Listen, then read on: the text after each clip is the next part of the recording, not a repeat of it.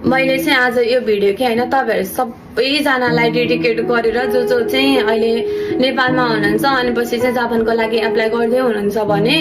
तपाईँहरू सबैजनाले एकचोटि चाहिँ यो भिडियो हेरिदिनु होला। अनि मेरो चाहिँ मेसेज बक्समा एकदमै धेरै मेसेज छ कि दिदी तपाईँ जापान हुनुहुँदो रहेछ, जापान कस्तो छ, हामीहरूले पनि एप्लाई गरेका छौँ तर डर छ मनमा, धेरै लाखौँ रुपियाँ खर्च गरेर जापान आउने सपना बोकेर हिँडेका छौँ, पुरा हुने हो कि नहुने हो, यदि भयो भने पनि जापानमा आएर काम पाइएन भने अनि केही त्यस्तो नराम्रो सोचहरूले पनि त सुत्न सक्दिन भन्ने टाइपको मेसेजहरू मेरोमा धेरै छ होइन। अनि त्यही भएर चाहिँ म तपाईँहरूलाई के भन्छु भने पहिलोचोटि त जापान नराम्रो होइन,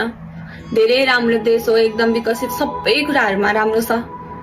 तपाईँहरू पहिलो सुरुमा त एकदम स्ट्रङ भएर आउने कोसिस गर्नु, म वहाँ गएर जस्तो सुकै दुःख गरे पनि म गर्न सक्छु भन्ने कन्सेप्ट लिएर मात्र यहाँ आउनु होला।